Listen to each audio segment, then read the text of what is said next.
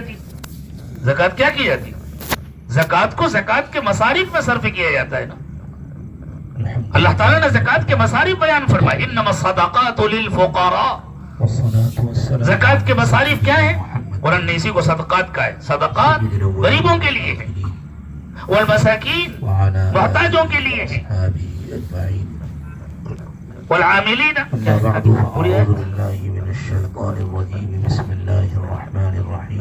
والعاملين عليها والمؤلفة قلوبهم وفي الرقاب والغارمين وفي سبيل الله وابن السبيل. جو اس کے لیے کام کرنے والے ہیں ان کو اس میں سے اجرت بھی دی جا سکتی ہے زکوٰۃ میں سے. اور جو بیچارے مجبور ہیں، پریشان حال ہیں، جو قرض کی وجہ سے پریشان ہیں، جو مرض کی وجہ سے پریشان ہیں، جو غلط مقدمات میں گھرے ہوئے ہیں، جو جیلوں میں بند ہیں، ان کو چھڑانے کے لیے، ان کو آزادی دلانے کے لیے زکوٰۃ کا استعمال کیا جاتا ہے. یعنی زکوٰۃ عنوان ہے مخلوق کی خدمت کا. اللہ نے فرمایا جو مسجد میں بیٹھ کر اللہ اللہ تو خوب کرتا ہے، اور جو بندوں کو مسجد میں لا کر اللہ اللہ خوب سکھاتا ہے لیکن خود مخلوق کی خدمت نہیں کرتا اور دوسروں کو مخلوق کی خدمت کی تبلیغ نہیں، دوسروں کو مخلوق کی خدمت کے لیے تیار نہیں کرتا. اللہم صلی علی مسجد سے کوئی محمد، اس کا مسجد کی آبادی سے کوئی تعلق نہیں ہے. جس کے دل میں اللہ کی محبت ہوگی اس کے دل میں اللہ کی مخلوق کی محبت ہوگی. جو اللہ کی عبادت کرے گا وہ اللہ کی مخلوق کی خدمت کرے گا.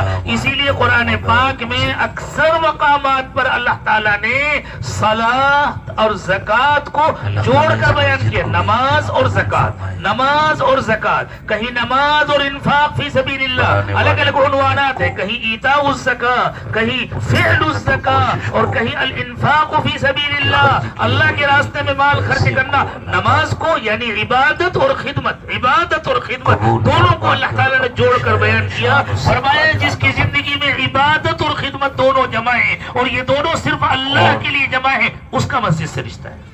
جن کے ایصال انما یعمر مساجد اللہ من آمن باللہ والیوم الآخر واقام الصلاۃ وآتى الزکاۃ. مسجد کو آباد کرنے والے وہ لوگ ہیں جو اللہ کو مانتے ہیں، آخرت کو مانتے ہیں، نماز پڑھتے ہیں، زکوٰۃ دیتے ہیں. ولم یخش الا اللہ، اور اللہ کے سوا کسی سے نہیں ڈرتے، بس اللہ سے ڈرتے اور کسی سے نہیں ڈرتے. وعسى اولئک ان یکونوا من المہتدین. مسجد اللہ کا ان لوگوں کے بارے میں امید ہے کہ انہیں ہدایت ملے گی. ہدایت ملے گی مطلب یہ جنت میں جو اللہ کا گھر بناتا ہے. ہدایت ملنے کا مطلب ہے عربی میں ہدایت کے معنی ہے راستہ دکھانا، رہبری کرنا. اللہ تعالیٰ نے ہم سب کو جنت سے دنیا میں بھیجا. ہم میں سے ہر ایک جنت سے آیا، کافر بھی جنت سے آیا، مشرک بھی جنت سے آیا. سب حضرت آدم علیہ السلام کی اولاد ہے نا. سب کی روحوں کو اللہ نے جنت میں پیدا کیا. سب اس دنیا میں جنت آئے ہیں، جنت میں گھر بناتے ہیں. مسئلہ یہ ہے واپس کہاں جائیں. اگر اللہ بدلے میں دنیا میں گھر بنا دے، ہماری کامیابی ہے کہ ہم واپس بھی جنت پہنچ جائیں. واپس جانے کے لیے راستہ معلوم نہیں، باقی رہنے والی نہیں. راستہ بتانے کا اللہ نے انتظام کیا. راستہ بتانے کو عربی میں ہدایت کہتے ہیں. راستہ بتلانے کے لیے اللہ تعالیٰ نے انبیاء کرام علیہ السلام کو مبعوث فرمایا. حضور اکرم صلی اللہ علیہ وسلم سے فرمایا اللہ نے وَإِنَّكَ لَتَهْدِي إِلَى صِرَاطٍ مُسْتَقِيمٍ. آپ سیدھا راستہ بتلاتے ہیں لوگوں کو. راستہ بتلانے کے لیے اللہ نے قرآن نازل فرمایا. تو ارشاد فرمایا شہر رمضان الذی انزل فیہ القرآن ھدی للناس. رمضان کے مہینے میں قرآن نازل ہوا ہے تاکہ وہ لوگوں کو راستہ بتلائے. ذالک الکتاب لا ریب فیہ ھدی للمتقین. اس کتاب میں کوئی شبہ نہیں، یہ متقیوں کو راستہ بتلاتا ہے. جو اللہ سے ڈرے گا اسی کو تو راستہ بتلائے. ملک میں یہ راستہ بتلاتے ہیں. ان کے بتلانے کے نتیجے میں جو راستہ پا جاتا ہے، جو راستے پر چل پڑتا ہے، وہ جنت میں پہنچ جاتا ہے. تو اللہ فرماتے ہیں میں مسجد بنا کر جنت لینا چاہتے ہو نا.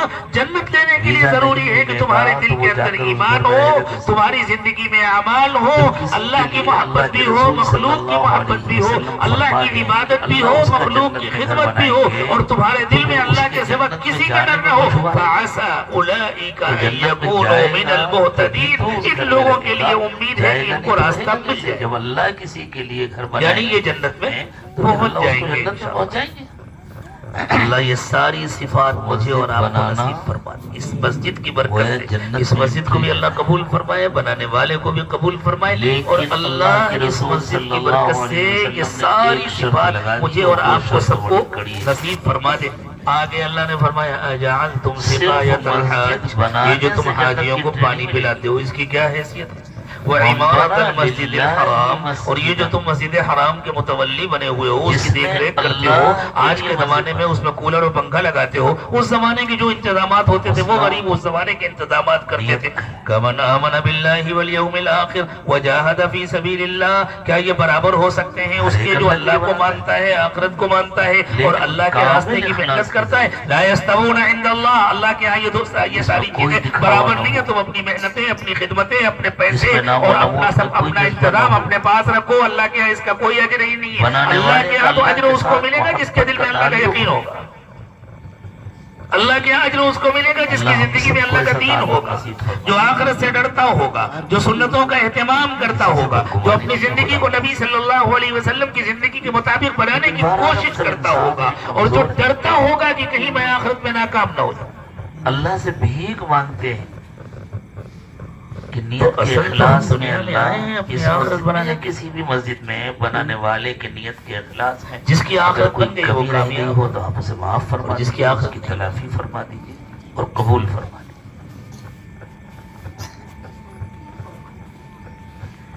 خوب یاد, مسجد بنانے پر جس کی آخرت بن گئی وہ اجر و ثواب کا وعدہ کیا گیا ہے, جس کی آخرت نہیں بنی وہ ناکام ہے. اس اجر و ثواب کو پانے کے لیے اکیلے پوری جس کی آخرت بن گئی وہ کامیاب ہے, چاہے بیچارے کے پاس پیسے نہیں تھے, زندگی میں کبھی حج نہیں کر سکا, عمرہ نہیں کر سکا, اس لیے انتظام نہیں تھا, پیسے نہیں تھے, بہت اخلاص سے مسجد بنا, لیکن وہ اللہ کو راضی کرتا ہے, اللہ کو یاد کرتا ہے, اس نے اپنی آخرت بنا لی, وہ کامیاب ہو گیا. اور جس کی آخرت نہیں بن سکی وہ روزانہ عمرہ کرتا رہے, تو اتنے پیسے نہیں ہیں کہ وہ بنا سکے, وہ ہر سال زندگی بھر حج کرتا رہے, ناکام ہے. تو اللہ تعالیٰ ظاہری باتوں کا اعتبار نہیں ہے اس وقت تک جب تک اللہ راضی نہ ہو جائیں, اور جب تک دل میں ایمان نہ آ جائے, اور جب تک زندگی نہ بن جائے, اس وقت کامل اخلاص نہیں ہوتا. یہ سب دھوکے اپنی طاقت کے مطابق جو اپنی آخرت نہیں بنا سکا, جو اللہ کو راضی نہیں کر سکا, وہ چاہے جتنا پڑھ لکھ لے, عالم ہو جائے, حافظ ہو جائے, قاری ہو جائے, امام ہو جائے, شیخ ہو جائے, کچھ بھی ہو جائے, کسی نے لوہا دے دیا, کسی نے سیمنٹ دے دیا, کسی نے پتھر دے دیا, اور اگر اللہ کو راضی کر لیا اور آخرت بن گئی, کسی نے اینٹ دے دی, ہر کام میں فائدہ. اور کسی نے کہا میرے پاس دینے کے لیے تو کچھ نہیں ہے, کام ہو رہا ہے نا. انسان کو اللہ تعالیٰ نے, میں اتنے گھنٹے آ کر مزدوری کیا کروں گا, پتھر اٹھا کر پہنچایا کروں گا. وما ربک بظلام للعبید, وہ بھی مسجد بنانے والا, تمہارا رب بندوں پر ظلم نہیں کرتا. اللہ کسی ایسے کام کا مطالبہ نہیں کرتے جو انسان اپنی طاقت سے بڑھ کر ہو. اللہ کے پاس تو کوئی کمی نہیں ہے, تو اللہ نے اپنا گھر بنوایا, اللہ مجبور نہیں ہے, اللہ کے خزانے میں کوئی کمی نہیں ہے. موجودہ گھر جو ہے اس کی اللہ تعالیٰ نے مسجد حضرت ابراہیم علیہ السلام کے دن, اس سے پہلے جو اللہ کا کرتا اس کی بنیادیں ختم ہو چکی. اب جتنے لوگوں حضرت ابراہیم علیہ السلام کی بنیاد رکھنے کے بعد اور تعمیر کرنے کے بعد سے مسلسل تعمیر چلی آ رہی ہے. اگر کبھی گرایا گیا تو پھر بنایا گیا. اللہ کے پاس کسی نعمت کی کمی نہیں, جگہ کی. حضرت ابراہیم علیہ السلام کے ذریعے سے جب اللہ تعالیٰ نے اپنا گھر بنوایا, حضرت ابراہیم کو حکم دیا کہ ابراہیم اب لوگوں میں اعلان کر دو کہ لوگوں اللہ کا گھر بن گیا, اس کا حج کرنے آؤ. وَأَذِّن فِي النَّاسِ بِالْحَجِّ, ابراہیم لوگوں میں اعلان کر دو حج کرنے آؤ. ایک انسان کو, دنیا میں جتنے انسان موجود ہیں,